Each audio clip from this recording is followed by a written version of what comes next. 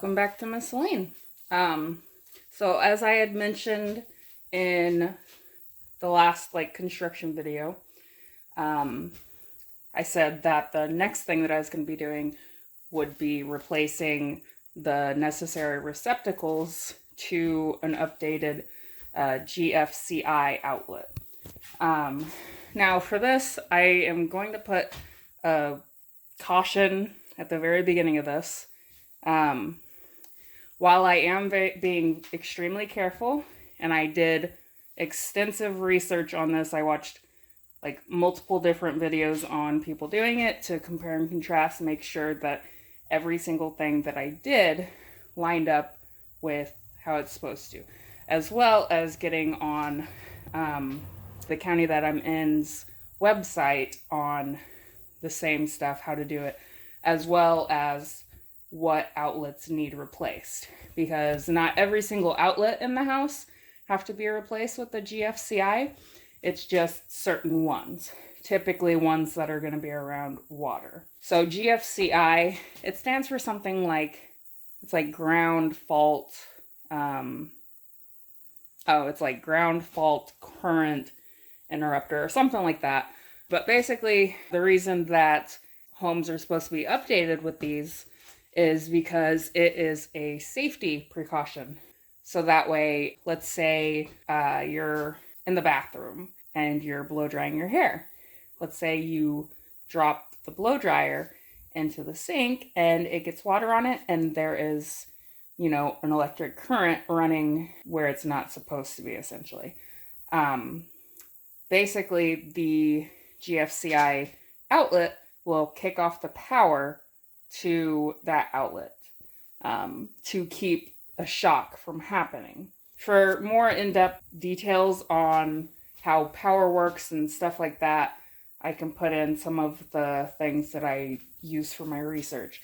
This video is not specifically a tutorial. I will be explaining how to do it, but on the off chance that I leave anything out, that's, like I said, my little precautionary forewarning thing. Okay, so hopefully third time will be the charm in this actually being recorded. If you're watching this for the first time, I'm explaining this for the fourth time. Because the first time, I didn't end up having a piece of equipment and my cousin helped me with it. And then the second and third time, my phone quit recording. So hopefully this time we'll actually do it. Alright, so again, the first thing that you're going to do is shut off the power. So the next thing is we are going to be testing to see if there's any power running through the outlet before we start touching things. Okay, so we got this. All right.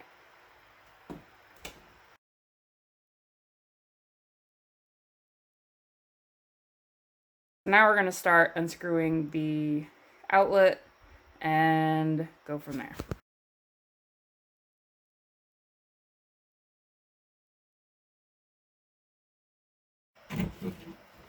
Dear Lord, come on. All right, there we go.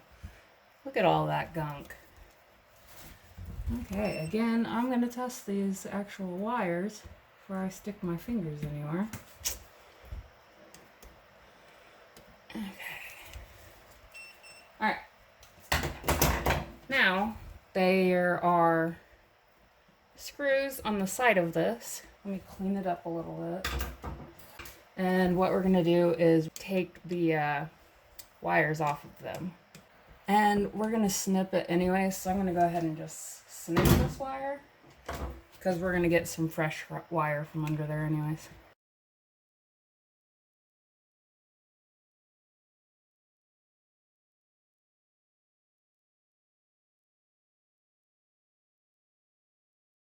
Now I'm going to do a little bit of housekeeping.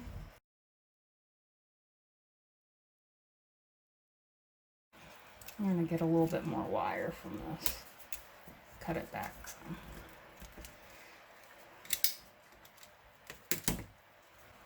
So now I'm going to kind of space these out because I'm going to have to fiddle with them a bit. So like I was saying a minute ago, we're going to get some fresh wire. That way we get a good connection. So we're going to get these. And we are going to get maybe like 1/2 inch or so. I like punched myself in the face earlier doing that, by the way. Electrician work is dangerous in more ways than just electrocuting yourself, turns out. Okay, so now we're going to take our new GFCI plug and we're going to connect these. So this wire here, the bare one, this is your ground. This black wire here is your hot wire, and then this neutral, or this white one is your neutral. So that's what I'll be referring to them from here on. So now I'm going to explain the plug, which, by the way, I'm pretty sure I got it correct for what it stands for. It's ground fault current interrupter. So, all right. So down at the bottom of this plug, at least it's going to be the bottom how I put it in because I like it to go in like this. All right. Anyways, at the bottom you have this green screw, and that is where your ground wire is going to wrap around, and then you'll screw it down. On the back of this, you have, I'm going to flip it the other way. Right here, it says line, and then down here, it says load. This particular outlet only has the 3 wires coming out of it. Again, your neutral, hot, and your ground. But sometimes it will have a total of 2 of your neutrals and 2 of your hot wires, and then just one of those. And that's where the like load ones come in. But since we only have the 2, we're going to be working with only the one that says line. So basically what we're going to do is, I already told you the ground wire wraps around here. And then we're going to be putting this black wire here, the hot wire. We're going to put it on the side that has this gold screw. And then typically whenever you have an outlet, it's going to have a gold screw and a silver screw. The gold screw is where your hot wire is going to go in. And then the silver, or sometimes it'll be white, is where your neutral is going to go in. So we're going to be putting the hot wire in this side and the neutral wire in this side. And I am going to start with the ground because it has been the most fun so far to put in. So we're going to make a loop with this because this part's going to go around the screw.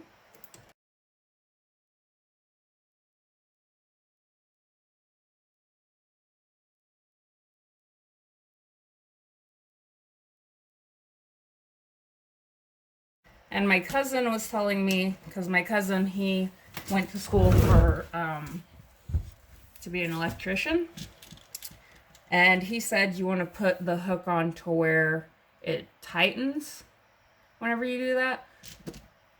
So basically you're going to put it on where the hook goes around this way instead of that way. Anyway, so now we're going to put the hot and the neutral in to line.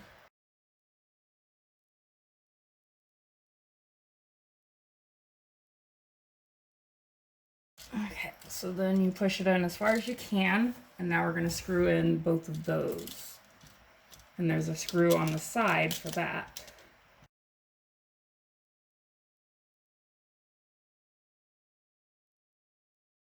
Alright,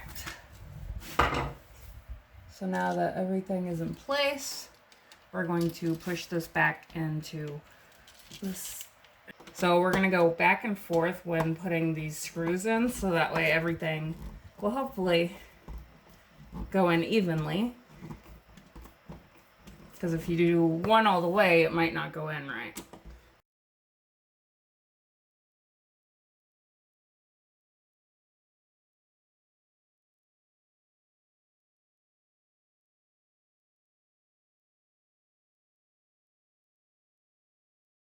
So now before I put the cover on, I'm going to test it because I don't feel like putting the cover on and then it not being wired correctly. The first test is that light should come on. Otherwise, that means power isn't running into it. Okay, so next test, I'm going to use this to test the outlets. And they are, in fact, live. Alright, so now, this right here, it basically is going to let you know if you've got the receptacle wired correctly. And what we want is this right here, or these two lights to light up yellow. So I'm going to plug it in, and it should let us know. There we go. Alright, so that one is good, and I just test the other one as well. And that one is also good. So now we can go ahead and put our cover on.